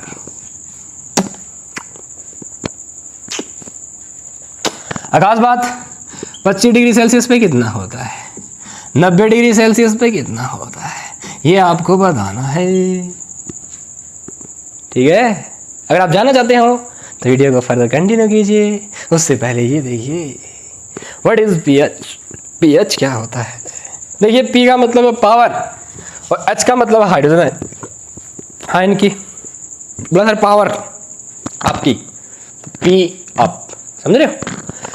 Power of pen लिख दिया तो P of pen, power of मान लो इसका नाम लेते हैं sir power of this cap, P of cap, ठीक है। पावर ऑफ आपकी, पी आपकी, समझ रहे हो। Power of triple S, P triple S. Power of ABC, P ABC, समझ रहे हो। Like this you can make this. तो पी का मतलब power H, power of H plus ion. The power of H plus ion क्यों ले रहा है जनरली आप सोलवेंट वाटर धरती पे कितने प्रतिशत वाटर धरती पे, पहले तो ये बताओ मुझे, जल्दी से कमेंट करके बताओ। हाँ तो बहुत सारा पानी ही पानी है सर, इसलिए पानी में एच प्लस होता है। तो पानी वीकली आना जाता सर, ये क्या क्यों कर रहे हैं, बराबर वीकली आना जाता फिर भी एच प्लस, इसलिए तो बोल रखा है वीकली आना जो रहता है। तभी तो पावर ऑफ किसकी देखनी है हमें, एच प्लस। जिसकी एच प्लस की पावर कम, हमें जनरली कम होती है, ज़्यादा होगी तो ज़्यादा होगी तो और ज़्यादा, समझ रहे हो। Like this. नेक्स्ट पीएच किसके इक्वल होता है, बोला minus of minus negative log जिसका बेस कितना हो 10 और यहाँ पे कंसंट्रेशन ऑफ H प्लस। अब ध्यान दीजिएगा on this 25 degree Celsius H plus की कंसंट्रेशन होती है 10 की पावर -7 मोल पर लीटर। याद रखो माइनस लॉग जिसका बेस 10 हो 10 की पावर -7।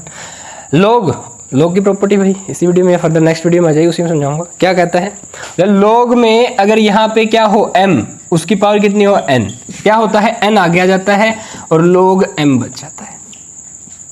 और फर्दर ये जो log है इसको बेस 10 हो या नेचुरल log बेस e हो, कोई भी हो चाहे, ठीक है। log की मैं एक सेपरेट वीडियो बनाऊंगा आप लोगों के स्पेशली। log सोल्व करना जो हमारी केमिस्ट्री में +2 जो भी log सोल्व होंगे उसी में करवा देंगे एक साथ। हाँ बेस 10 हो यहाँ पे। और एक बात ध्यान दीजिए log का यहाँ पे जो भी बेस और यहाँ पे बेस सेम हो जाए, log 10 हो, log 2 हो तो वैल्यू कितनी आती है, log 2 की 1, log e की 1, समझ रहे हो, ठीक है। तो -7 आए पावर में, आगे आएगा कितना गया 7, log 10 कितना बच गया 10, log 10 कितना हो जाएगा 1। बताइए pH of water at 25 degree Celsius is 7, समझ रहे। अब मुझे एक बहुत बात है, इससे पहले आप बताइए मुझे 10 की पावर -7 ज़्यादा होता है या 10 की पावर -6 ज़्यादा होता है, ये आपको बताना है। 10 की पावर -7 ज़्यादा होता है 10 की पावर -6, जल्दी से 1 2, जिसने उत्तर नहीं दिया 3 गिनने से पहले गलत माना जाएगा आपका 3। अब सोच लो किस चीज़ का गलत है, दिस इज मोर। 10 की पावर -6 ज़्यादा होता है 10 की पावर -7 से, इसका सिग्निफिकेंस समझ लीजिए। 10 की पावर -7 को क्या मैं लिख सकता हूँ 1/10 की पावर 7, इसको लिख सकता हूँ 1/10 की पावर 6। ये कौन ज़्यादा है, ये लो ज़्यादा आएगी ना। हाँ भाई उसके बाद पढ़ेंगे हम साल्ट हाइड्रोलाइसिस। पहले उससे पहले तो ये बताओ सर, जो आपने अभी कंसेप्ट बताया एसिड बेस, अगर आप एसिड और बेस की रिएक्शन करवाते हो तो क्या बनेगा, बिल्कुल साल्ट और क्या बनेगा वाटर, बिल्कुल ठीक है सर।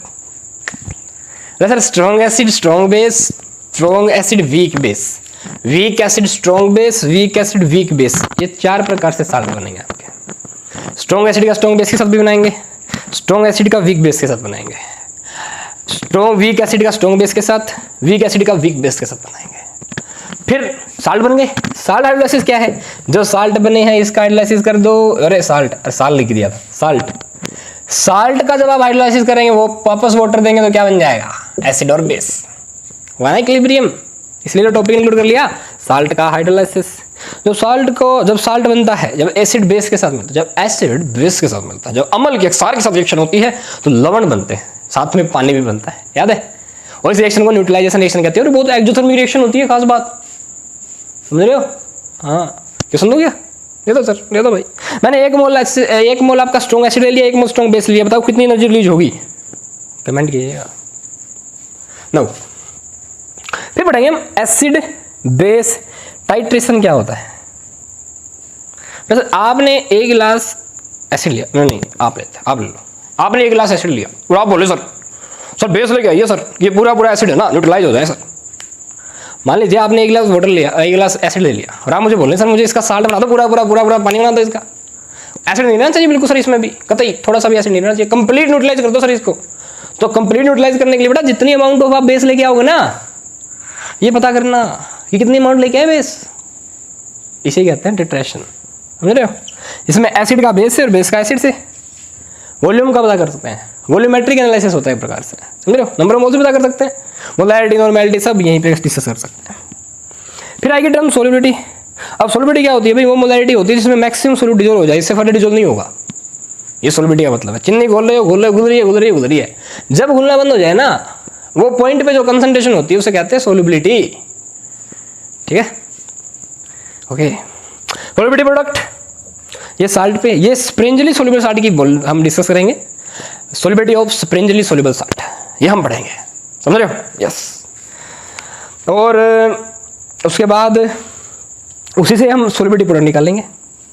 ठीक है, जैसे आपको बोल देंगे AgCl है, बताइए इसका सोल्युबिलिटी प्रोडक्ट क्या होगा? KSP। इसका सोल्युबिलिटी प्रोडक्ट होता है भाई SKL। अगर इस AgCl की सोल्युबिलिटी कितनी हो? S। ठीक है, ऐसे निकालते हैं। आपको बोल दिया भाई MgCl2 दे दिया आपको, बताइए इसका सोल्युबिलिटी प्रोडक्ट क्या होगा? अगर MgCl2 सोल्युबिलिटी कितनी हो? S। कितना होगा? 2 × 4, 4s³। ये क्या सर, ऐसे कैसे बता दिया आपने? ऐसे आप भी बता पाएंगे। ठीक है, आने वाली वीडियोज तो आने दीजिए, आने वाली वीडियोज क्या आने दो, वीडियो तो आगे आने दो, समझ रहे हो? चलिए भाई नेक्स्ट, कॉमन आयन इफेक्ट। बोला सर अगर सोल्युबिलिटी होती है, ठीक है, आप कोई ऐसा सब्सटेंस डाल दें जिसमें ये एक सा आयन कॉमन हो, Ag+ और Cl- छूट गया। मान लीजिए आपने NaCl डाल दिया, बताइए सर क्या Cl और Cl कॉमन है क्या? ठीक है सर, पहले इसकी सोल्युबिलिटी मान लीजिए 10 ग्राम घुल जाता था 1 लीटर में, सोल्युबिलिटी आ गई ग्राम पर लीटर में। ठीक, अब क्या करूँ? अगर आपने NaCl डाल दिया ना सर, इसकी सोल्युबिलिटी डिक्रीज हो जाती है, कॉमन आयन इफेक्ट कहते हैं इसको। क्यों? Due to common ion equilibrium को बैकवर्ड डायरेक्शन में शिफ्ट कर देता है according to Le Chatelier principle. अगर इक्विलिब्रियम पे अगर आपने रिएक्टेंट बढ़ा दिया तो रिएक्शन जाएगी फॉरवर्ड डायरेक्शन में, प्रोडक्ट बना लेगी, प्रोडक्ट की कंसंट्रेशन बढ़ जाएगी। अगर आपने प्रोडक्ट मिला दिया बैकवर्ड डायरेक्शन में जाएगी, रिएक्टेंट बना लेगी। इक्विलिब्रियम तो इक्विलिब्रियम रखना चाहता है, इक्विलिब्रियम की खास बात होती है। तो वो ली चैटरजी प्रिंसिपल केमिकल इक्विलिब्रियम पढ़ेंगे हम। ठीक है, अभी न्यूमेरिकल सॉल्व करने हैं, मैं इक्विलिब्रियम में मैक्सिमम न्यूमेरिकली डील करेंगे। बस ये बेसिक था, सीख लीजिए अच्छे से। फिर आएगा बफर सॉल्यूशन। बफर क्या होते हैं, क्या बात है भाई? MBBS में फिजियोलॉजी मेन काम है आपको बफर को मेंटेन करना। जिसको एलर्जी होती है, जिसको खा जाती है, जिसको अचानक समस्या हो जाती है ना, ये सब बफर में गड़बड़ होती है तभी होता है। यानी आपका pH अगर डिस्टर्बेंस होता है, pH कितना होता है हमारे ह्यूमन का? 7.35 to 7.45, याद कर लो, काम आएगा MBBS में भी। फर्स्ट ईयर में बच्चे आपसे जाते हैं, ये pH की रेंज कितनी होती है? 7.35 to 7.45 मैम। वो हाथ उठा करना है ऐसे, मैम 7.35 to 7.45, क्या बात है। तब ध्यान दीजिए, अगर इसमें गड़बड़ हो गई तो आपको समस्या हो जाएगी, परेशानी हो जाएगी, अल्कोलोसिस हो जाएगा, एसिडोसिस हो जाएगा। ठीक है, देखेंगे बाद में। जो pH को अपने अंदर, हमारी बॉडी के जो ब्लड का pH है वो 7.35 से 7.45 के बीच होना चाहिए। अगर चेंज होने लगता है ना तो चेंज नहीं होने देता, pH के चेंज को दबा देता है हमारे ब्लड के अंदर। ऐसा बफर सिस्टम प्रेजेंट है। उस बफर का नाम बता दो अगर बता सकते हो तो। बाइकार्बोनेट सेंट है। एग्जाम बताइए हमारे ब्लड में कौन सा बफर प्रेजेंट होता है? ठीक है, इतना सही बताना है। तो जो बफर सिस्टम होते हैं वो क्या करते हैं, अगर कहीं पे pH चेंज हो रहा है उसके चेंज को रजिस्ट कर देते हैं। बफर क्या होता है? वो सॉल्यूशन जो अपने अंदर या अपने खुद का pH को पीएच चेंज नहीं होने देते, उन्हें क्या कहते हैं? बफर सॉल्यूशन कहते हैं, which resist to change in pH। अगर pH में चेंज हुआ तो उसको रोक देंगे तुरंत, ना बढ़ने देंगे और ना घटने देंगे, एक pH की रेंज बना के रखेंगे। This is known as buffer. ठीक है भाई, यही आपके weak acid, strong acid, weak base मिलकर बफर बनाते हैं, ध्यान दीजिएगा।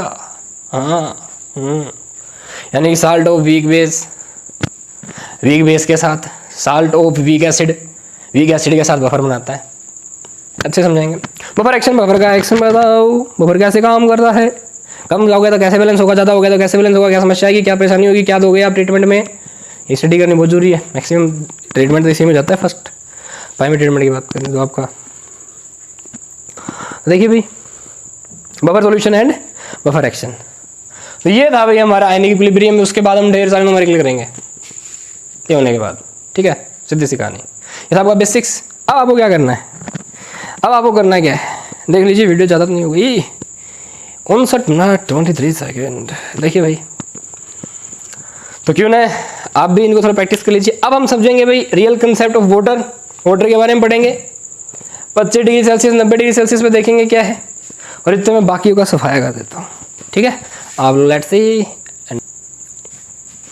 हाँ भाई देखिए, हमारे लिए क्वेश्चन क्या है अभी था कि K equilibrium is equal to H plus concentration OH minus ion concentration by concentration of water. जहाँ पे इसकी मल्टीप्लाई हो गई तो KW बन गया K equilibrium into concentration of water that is equal to H plus concentration of OH minus ion. इसके बारे में पढ़ेंगे भैया, अभी देखिए क्या कहानी है। मतलब जो आपका वाटर होता है इसकी डेंसिटी की बात करते हैं। The density of water is exact 0.997 ग्राम पर ml। ये वाटर की डेंसिटी होती है। सोल्व करने के लिए हम इसको अप्रोक्सीमेट 1 ग्राम पर ml ले लेते हैं, ठीक है। यहां से हम वाटर की मोलैरिटी निकाल सकते हैं। बताइए मोलैरिटी क्या होती है भाई? Number of moles of solute dissolved in volume of solution कितना होना चाहिए? 1 लीटर। This is molarity. तो हमने क्या किया, 1 लीटर वाटर ले लिया। बताइए अगर 1 ml का वजन 1 ग्राम है तो 1 लीटर में 1000 ml होते हैं, तो 1000 ml का वजन कितना हो जाएगा? 1000 ग्राम। या यहाँ पे देख लीजिए 1 ml का वेट अगर 0.997 ग्राम है तो 1000 का वजन कितना हो जाएगा? 997 ग्राम, ठीक है। नंबर ऑफ मोल्स निकालो 997 में, 997 भाई में 18, number of moles molar mass से भाग कर देंगे, 997 ग्राम में 18 ग्राम। वॉल्यूम ऑफ सॉल्यूशन कितना ले लिया? 1 लीटर, ठीक है भाई। 18 से भाग दो, 18 पंजे 90, 18 कितने बचे? 9, 18 पंजे 90, 18 पंजे 7, 18 चौके 72 प्रोक्स 55.4 मोल पर लीटर, ठीक है। यहीं पे अगर आप क्या लेते, 1000 ग्राम लेते तो मोलैरिटी कितनी आ जाती? 55.5 मोल पर लीटर। तो ये होती है मोलैरिटी ऑफ वाटर, समझ रहे हो। अब इसमें सोल्यूट सॉल्वेंट का काम दोनों कौन कर रहा है? वाटर। 55.4 मोल पर लीटर ये एक्चुअल है। आप अप्रोक्सीमेट 55.5 मोल पर लीटर ले सकते हैं। बोलिए कैसा रहा, समझ में आई? यस सर, मुझे एक बात समझ में आ गई। मोलैरिटी अगर किसी ने पूछ ली सर 55.5 होती है, 55.4 भी दे देंगे तो मैं समझ जाऊंगा 55.4 एक्चुअल होती है, ज़्यादा कंफ्यूज नहीं होगा सर। डेंसिटी इसकी 1 ग्राम पर ml होती है, ठीक है सर। ये था भाई हमारा वाटर, समझ रहे हो वाटर का? नहीं, यस। जिसमें मिल जाए उसी का जैसा रंग बन जाता है वाटर का। अब ठीक है, मतलब वाटर अगर ब्रेक होता है तो किसमें बदलता है? बोला H2 ब्रेक होता है सर, बनता है H प्लस OH माइनस, ठीक है। इक्विलिब्रियम में रहता है सर, क्यों? क्योंकि वीक इलेक्ट्रोलाइट है। और ध्यान दीजिए इक्विलिब्रियम का सिंबल हम दोनों की वजह सिंगल एरो, एक एरो आगे के लिए हाफ कर देते हैं, ये हाफ, ये इक्विलिब्रियम का सिंबल है। फॉरवर्ड डायरेक्शन के लिए अकेला है, ठीक है। मैंने दोनों एरो दिखा दी, इस तरफ भी जा रही है, इस तरफ, इसको आप ऐसे रिप्रेजेंट कर सकते हैं, एक ही बात है ना। मतलब मैंने देखा सर, क्या देखा? सर 25 डिग्री सेल्सियस पे ये देखा कि जो आपका H प्लस है ना, इसकी जो कंसंट्रेशन है ना सर 10⁻⁷ मोल पर लीटर है सर, ठीक है। और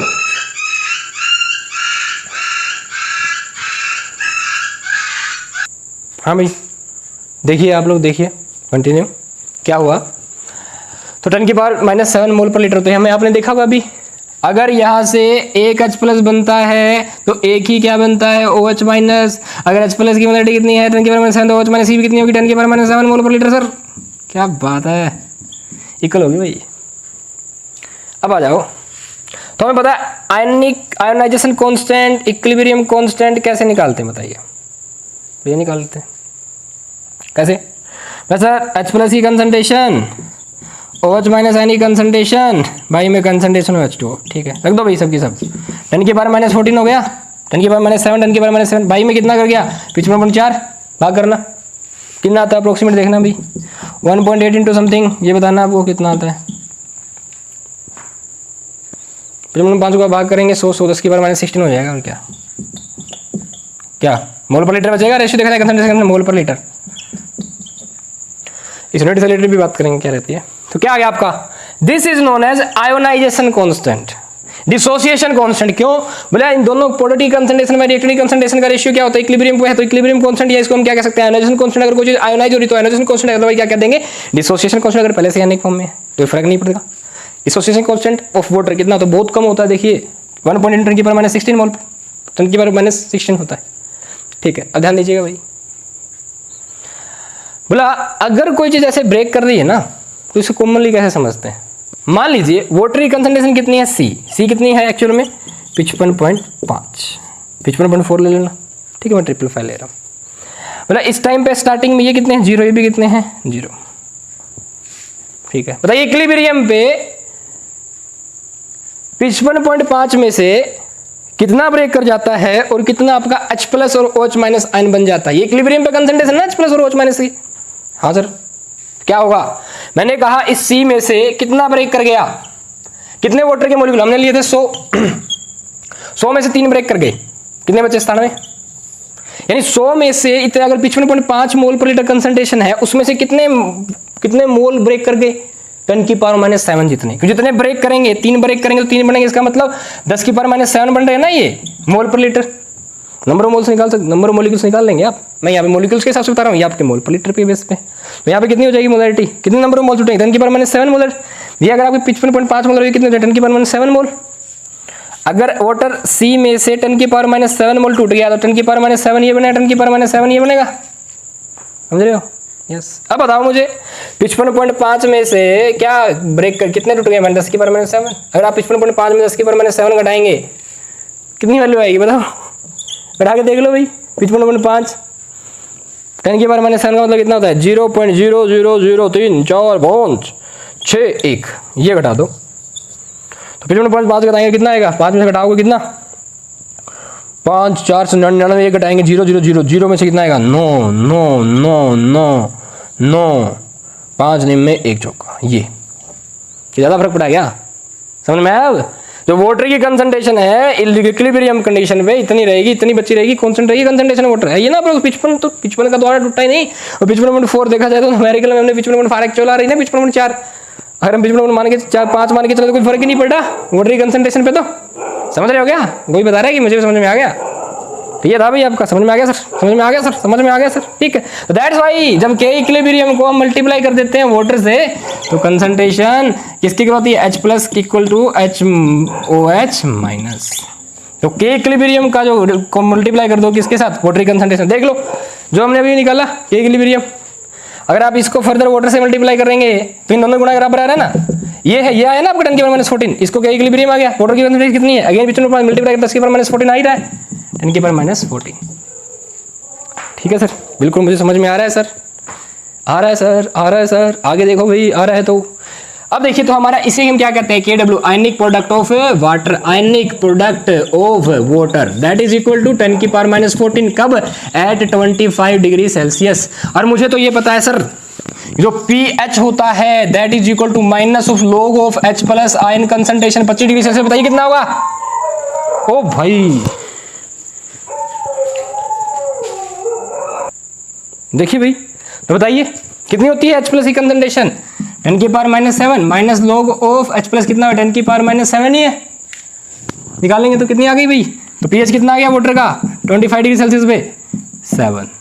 ऐसे ही POH देखें तो भाई OH की कंसंट्रेशन बताओ कितनी है 10 की पावर -7 माइनस ऑफ log 10 की पावर -7 OH -7 कंसंट्रेशन कितना आया अगेन 7।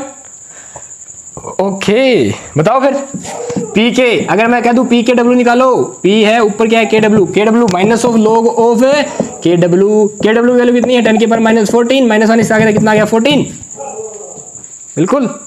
और मुझे एक बात ये क्लियर है बोला अगर आप किसी log मल्टीप्लीकेशन में log ले लें log m plus log n log mn कैसे खुलता है ये log m plus log n, ये मैं आपको क्लियर बता रहा हूँ। आई थिंक मोलरिटी आपको क्लियर हो गया होगा, ये वाले पॉइंट पे देख लीजिए आप। क्या मैंने क्या किया, हमें पता है जो हमारा KW है वो इक्वल है किसके H+ के कंसंट्रेशन और OH माइनस आयन की कंसंट्रेशन, ठीक है सर। बोला क्या दोनों तरफ लोग अप्लाई कर दूं, कर दिया। बोला लोग इसका बेस 10 है KW अप्लाई कर दिया। बोला ठीक है यहाँ पे भी लोग इन H+ concentration OH minus ion concentration, ठीक है हो गया भाई। तो मैं अगर मल्टीप्लाई में लोग के तो अलग अलग हो जाएंगे, लोग H+ प्लस लोग मल्टीप्लाई में तो प्लस हो जाएंगे ना OH माइनस आयन कंसंट्रेशन, ये लोग की प्रॉपर्टी होती है is equal to log of KW। अच्छा मुझे तो पता है pH POH निकालना हो तो क्या करें माइनस कर दे, सभी को माइनस मल्टीप्लाई करते हैं माइनस, ये भी कितना हो जाएगा माइनस। हमें बताओ माइनस ऑफ log KW किसके बराबर होता है पावर ऑफ KW के, that is equal to minus of log H+ किसके बराबर होगा पावर ऑफ H+ के, प्लस इनटू में माइनस लिख सकते हैं इसको बिल्कुल। तो plus minus of log OH minus ion किसके हो जाएगा POH के। अब मुझे पता है PKW कितना है हमारा 14, pH कितना है 7 और ये कितना है 7 कब एट 25 डिग्री सेल्सियस पे। तो एट 25 डिग्री सेल्सियस जो pH का जोड़ एसिड हो या बेस कितना लेते हैं हम 14, ठीक है ध्यान दीजिएगा। आगे आयनाइजेशन कांस्टेंट की टर्म में भी करेंगे तो PKW बराबर होता है किसके K प्लस K इंटू में KB के। तब भी डिस्कशन करेंगे वीक एसिड और वीक बेस के केस में। तब आपका pKw pKa प्लस pKb के कुल होगा, मुझे तो नहीं होंगे। अब मान लो आपको कोई H प्लस दे दे 25 डिग्री सेल्सियस पे pH दे दे तो pOH निकाल सकते हो आप आसानी से। जोड़ कितना होता है pH और pOH का 14। समझ में आ रही है कहानी? यस सर बिल्कुल आ रही है। आई थिंक ये आपको वाटर कंसंट्रेशन क्यों कांस्टेंट रहती है ये समझ में आ गया होगा। बिल्कुल आ गया सर। अब मेरा आप लोगों के लिए क्वेश्चन है कि 90 डिग्री सेल्सियस पे आपको ये बताना है, 90 डिग्री सेल्सियस पे आपको ये बताना है, क्या बताना है बताइए। 90 डिग्री सेल्सियस पे व्हाट इज pKw? सुन लीजिए भाई, एट 90 डिग्री सेल्सियस जैसे ही तापमान इंक्रीज करते हैं वाटर का आयोनाइजेशन, वाटर आयोनाइजेशन बढ़ जाता है। मतलब वाटर आयोनाइजेशन हो जाएगा तो H प्लस की कंसंट्रेशन भी बढ़ेगी, यस सर, और OH माइनस आयन की कंसंट्रेशन भी बढ़ेगी, यस सर। कितनी हो जाती है? 10 की पावर -6 हो जाती है भाई मोल पर लीटर। तो बताइए pKw कितना आ जाएगा बड़ा? H प्लस की कंसंट्रेशन कितनी है? 10 की पावर -6। OH माइनस की कितनी है? pH H plus into OH minus होता है इंटू 10 की पावर -6। कितना आ गया? फिर 16 लिख दिया, 10 की पावर -12। तो kW कितना आ गया अभी अपना? 10 की पावर -12 एट 90 डिग्री सेल्सियस पे आयनिक प्रोडक्ट ऑफ वाटर इज 10 की पावर -12। अभी ध्यान बताइए मुझे, 10 की पावर -6 ज्यादा है किसी 10 की पावर -7 से? क्लियर है? तो यस सर। तो अगर हम pKw की बात करें तो pKw कितना हो जाएगा? 12। तो बताइए यहाँ से pH कितना हो जाएगा? 6। यहाँ से आ गया और यहाँ से आ गया क्या? pOH plus 6। कितना हो गया? 6 ही pH और 6 ही pOH। यानी कि सर pH स्केल सोरेनसन ने जो भी pH स्केल दिया था उसकी वैल्यू 0 से 14 थी 25 डिग्री सेल्सियस पे। ये मतलब है इस बात का 0 से लेके 14 है, जहां पे 7 क्या बताता है? Neutral pH। 0 से 7 एसिड है, 7 से 14 क्या है? बेस।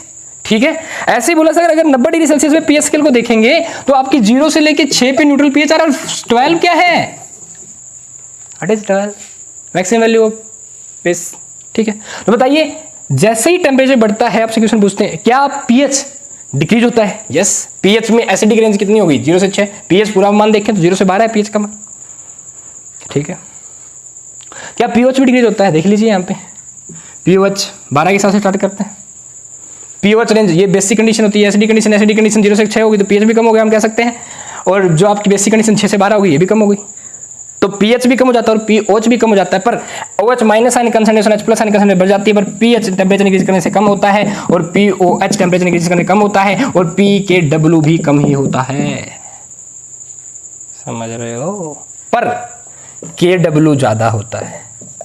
यानी ये तीन चीजें टेम्परेचर इंक्रीज करने पे इंक्रीज होती हैं और ये जो pK वाली आती हैं, ये pK है क्या, ये वाली कम होती है टेम्परेचर बढ़ने पे। समझ रहे हो? जी सर, पक्का समझ में आ गया सर? ठीक है भाई, ओके डन। तो इस वीडियो में आई थिंक सो हम इतना ही करना चाहिए। ओके, तो आई थिंक कि आप लोगों को ये वीडियो समझ में आई होगी, आपको कम से कम वाटर के बारे में पता चला होगा। ठीक है, इसका pH पता चला होगा, आयनिक प्रोडक्ट पता चल गया होगा, कंसंट्रेशन क्यों कांस्टेंट रहती है वाटर की कहीं पे भी ये भी पता चल गया होगा, और आयनिक इक्विलिब्रियम क्या होता है आई थिंक आपको डेफिनेटली पता चल गया होगा। ठीक है, अभी भाई मैं आपको ओस्टवाल डाइल्यूशन पढ़ा भी सकता हूँ और नहीं भी, ये देखेंगे ऑन द कंडीशन।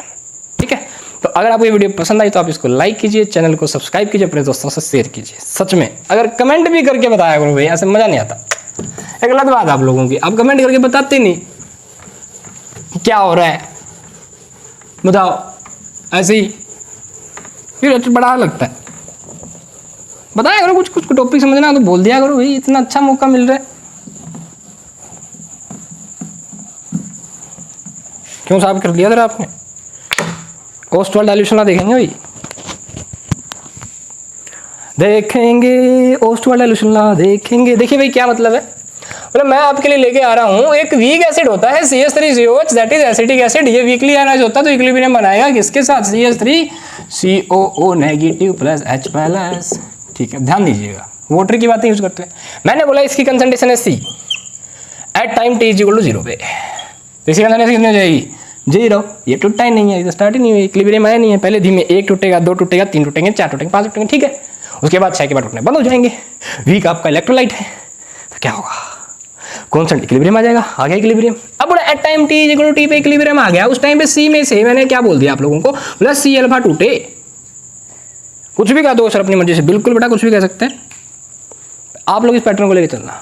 इस सी का अल्फा, अल्फा क्या है? डिग्री ऑफ डिसोसिएशन, कितने टूटे कितने में से, number of moles dissociated by में total number of moles, this is known as degree of dissociation. This alpha क्या होता है भाई? डिग्री ऑफ डिसोसिएशन, लिख लेना भाई आराम से, ठीक है। और आपने वाटर से सीख लिया होगा, जितने ये टूटे स्टोचियोमेट्री के दोनों की बनाना तभी उतने बनते हैं भाई, ये भी ध्यान दे लियो। अगर यहाँ से एक टूटा है ना तो ये एक बनेगा, ये भी एक बनेगा। तो याद कीजिए, अगर यहाँ से 2 वाटर टूटे, 2H प्लस बने, 2H माइनस बने थे, यहाँ से 3 टूटे, 3 ही है और 3 ही है, समझ रहे हो? स्टोचियोमेट्री ध्यान दीजिएगा। ये भी सी अल्फा बनेंगे और ये भी सी अल्फा। अब तो सर आगे हमें आता है, बस आप इक्विलिब्रियम कांस्टेंट बता दो, ये पूछोगे सर आप। यस, और मुझे पता है सर सी अल्फा कंसंट्रेशन इसकी है सर, और सी अल्फा इसकी है सर, और जो बच गया इसकी है sir, C minus C alpha sir. बता दिया ना sir, concentration of product by concentration of reactant पूछेंगे sir, power raise to stoichiometric power 1 है सबकी, ठीक है भाई। क्या बात है, बड़े तेज हो गए आप। नीचे वाले में से कॉमन ऊपर क्या बच गया? सी अल्फा और सी अल्फा, नीचे क्या बच गया? सी कॉमन ले लिया मैंने, 1 माइनस अल्फा, ठीक है। बस इसी से कैंसिल, क्या बच गया? सी अल्फा स्क्वायर बाई में 1 माइनस अल्फा सर। यहाँ पे क्या गया? के सर कांस्टेंट है आपका, तो ठीक है। तो हल करो इसको, बोला सर क्या क्वाड्रेटिक बनाएंगे सर आप? बिल्कुल, के इक्विलिब्रियम माइनस में के इक्विलिब्रियम इनटू में alpha is equal to C alpha square, बिल्कुल बन गई सर क्वाड्रेटिक सर। नहीं, ये कांस्टेंट है सर, ये आपका वो कि क्या बन गई आपकी ए, क्या होती है क्वाड्रेटिक भाई? A square plus B X plus C that is equal to constant, या 0 नहीं 0 याद है? A X square, sorry A X square plus B X plus C, ये क्वाड्रेटिक होती थी 10वीं में। इसके आप हल निकालते थे, क्वाड्रेटिक के 2 हल होते हैं, ऐसे निकाल लेंगे। और 2 हल कौन कौन से होते हैं? Minus B plus minus under root D by में 4a बाई में 2a, जहाँ पे डी की वैल्यू कितनी होती है? बी स्क्वायर माइनस 4ac, ऐसे निकालते थे ना क्वाड्रेटिक के रूट, ठीक है। पर ओस्टवाल्ड डाइल्यूशन लॉ में आपको इतना नहीं करना है। ओस्टवाल्ड डाइल्यूशन के केस में क्या होता है? ये डिग्री ऑफ डिसोसिएशन होता है बहुत कम होता है। ओस्टवाल्ड डाइल्यूशन के लिए डिग्री ऑफ डिसोसिएशन 5% से कम होना चाहिए, तब आपका ओस्टवाल्ड डाइल्यूशन लॉ, डाइल्यूशन का मतलब जो डाइल्यूशन बहुत ज्यादा हो, समझ रहे हो? ओस्टवाल्ड का डाइल्यूशन लॉ, जो डाइल्यूशन ज्यादा हो, ठीक है। तो क्या होगा? डिग्री ऑफ डिसोसिएशन बहुत कम होगा, 5% से भी कम। 5% का मतलब क्या है? 5/100, 1% का मतलब कितना होता है? 1/100, यानी 0.05। जब इतना सा टूटे, अगर इतना सा टूटे तो क्या इस अल्फा को एनालाइज कर दोगे आप? ये सब फल निकालने की जरूरत नहीं है आपको। तो क्या आ गया अपना के इक्विलिब्रियम? मतलब आपका के इक्विलिब्रियम आ गया सर ये, दैट इज इक्वल टू, बोला सर सी अल्फा का स्क्वायर बाई में सर 1, अल्फा तो उठा देंगे, सी अल्फा स्क्वायर इक्वल आ गया सर के इक्विलिब्रियम। अब सर अगर आपने मुझसे बाई चांस सी पूछ लिया है, अल्फा पूछ लिया ना सर, तो मैं बता दूंगा सर, बता दो बेटा, बता सर। आपने पूछा मुझसे अल्फा, अब मैंने क्या किया सर?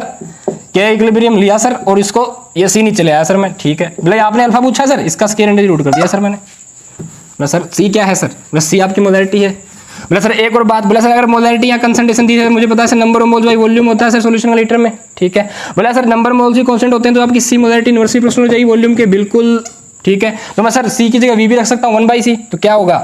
के इक्विलिब्रियम कांस्टेंट टू वी करके अंडर रूट कर दूंगा तो सर तो भी अल्फा आ जाएगा। सर आप क्या कहना चाहते हो? बेटा ओस्टवाल्ड का जो डाइल्यूशन लॉ है ना, वो तब अप्लाई होता है जब आपका अल्फा 5% से कम हो, यानी डिग्री ऑफ डिसोसिएशन 5% से कम होनी चाहिए। और जितने भी मॉलिक्यूल्स हैं उनके 5% से कम होने चाहिए। मान लीजिए आपके पास टोटल इसके एसिटिक एसिड के 100 मॉलिक्यूल है, तो 5% कितने में होगा? 5 मॉलिक्यूल। तो इसके 5 मॉलिक्यूल से भी कम टूटेंगे ना, तभी आप ओस्टवाल्ड डाइल्यूशन लॉ अप्लाई कर सकते हैं, ओस्टवाल्ड डाइल्यूशन लॉ। अदरवाइज आपको इस क्वाड्रेटिक से सोल्व करने पड़ेंगे, और ये आपसे कोई पूछेगा नहीं, डोंट वरी, चिंता मत करो, मैं तो पूछ लूंगा, समझ रहे हो? हाँ, तो अगर आपके पास ये है तो आप ओस्टवाल्ड डाइल्यूशन लॉ सीधा अप्लाई करेंगे। और डाइल्यूशन लॉ बोल रखा है इन्होंने, तो डिग्री ऑफ डिसोसिएशन क्या होता है यहाँ पे? कम, 5% तक ही होता है, समझ रहे हो? यानी 100 में से 5 मॉलिक्यूल टूटेंगे मैक्सिमम, तब आप ओस्टवाल्ड डाइल्यूशन लॉ अप्लाई करेंगे। क्या पूछना चाहता है? क्या कहता है ओस्टवाल्ड डाइल्यूशन लॉ? क्या कहता है? वैसे डिग्री ऑफ डिसोसिएशन जो होती है ना, के इक्विलिब्रियम में पता कांस्टेंट है, के इक्विलिब्रियम में पता कांस्टेंट है, बताइए किसके डायरेक्टली प्रोपोर्शनल हो जाएगी? यहाँ पे डायरेक्टली निकालें तो 1/√ऑफ कंसंट्रेशन ऑफ वीक इलेक्ट्रोलाइट। यहाँ पे देखें तो डायरेक्टली प्रोपोर्शनल हो जाएगी किसके? डायरेक्टली का सिंबल मैंने √, वी के। तो this is what Ostwald dilution law, ये तो है। क्या कहता है? According to Ostwald dilution law, degree of dissociation of a weak electrolyte is directly proportional to 1/√c concentration of 1/√कंसंट्रेशन ऑफ द वीक इलेक्ट्रोलाइट। और directly proportional to under the root या square root of the volume of the electrolyte, जिसके अंदर 1 मोल हो। अब यहाँ पे number of moles मैंने कितने कर दिए 1, तो 1 तो कांस्टेंट हो गया, तो सी क्या हो जाएगा डायरेक्टली प्रोपोर्शनल टू 1/v के। नंबर ऑफ मोल्स तब 1 हो, ये डेफिनेशन है ओस्वाल्ड डाइल्यूशन लॉ की, समझिएगा। तो अब आपको कहीं पे डिग्री ऑफ डिसोसिएशन निकालना पड़ जाए तो क्या करेंगे, कांस्टेंट को वॉल्यूम से मल्टीप्लाई कर देना जिसमें 1 मोल हो, या आप कांस्टेंट के इक्विलिब्रियम को भाग कर देना सी से, समझ रहे हो। पहले पढ़िए क्या बात है, बताइए भाई, बोलिए, देख लीजिए एक और बात। मतलब यहीं पे बोले अगर आपसे कोई पूछ ले ये क्या है, बचे हुए ना, तो सी माइनस सी अल्फा, अगर अल्फा की वैल्यू ये आ गई आपके पास के इक्विलिब्रियम बाई सी, तो बताइए सी अल्फा की वैल्यू क्या होगी। इस सी अल्फा की value concentration of OH minus हो गई, और बताओ कंसंट्रेशन ऑफ OH माइनस कितनी हो जाएगी, H प्लस कितनी हो जाएगी, सी अल्फा।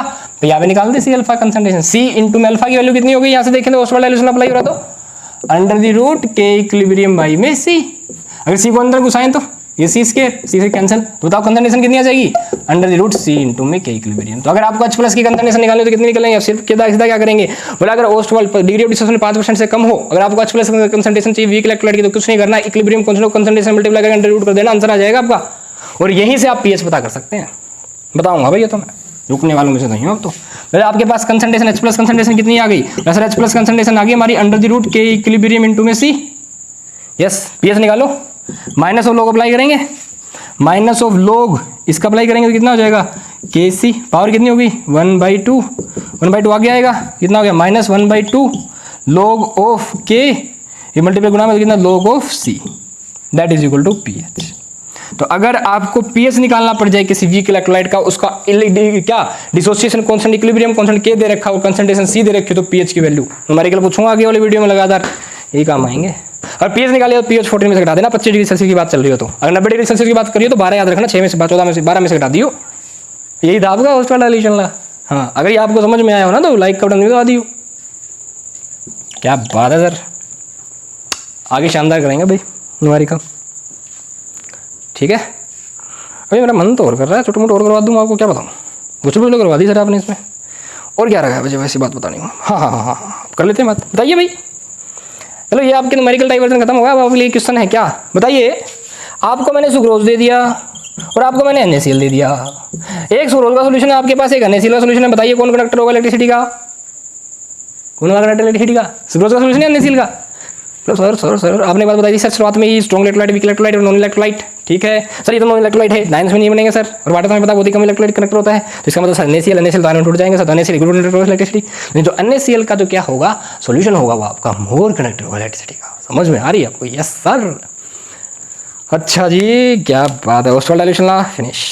अच्छा स्ट्रॉन्ग एसिड क्या होते हैं, वीक एसिड क्या होते हैं, ये आप नोट कर लीजिएगा, बताइएगा स्ट्रॉन्ग एसिड क्या है, वीक एसिड क्या है। 3-4 example strong acid weak acid के कमेंट कर सकते तो कर देना। स्ट्रॉन्ग एसिड के एग्जांपल ये है सर, वीक एसिड के एग्जांपल ये है सर, स्ट्रॉन्ग बेस के एग्जांपल ये है सर, वीक बेस के एग्जांपल ये है सर, ठीक है। उसके बाद हम लगातार भाई हमारे न्यूमेरिकल स्टडी करेंगे, और आरएनएस कंसेप्ट द्वारा आपके कंजुगेट एसिड कंजुगेट बेस भी देखेंगे, और ये जो टॉपिक्स देखेंगे।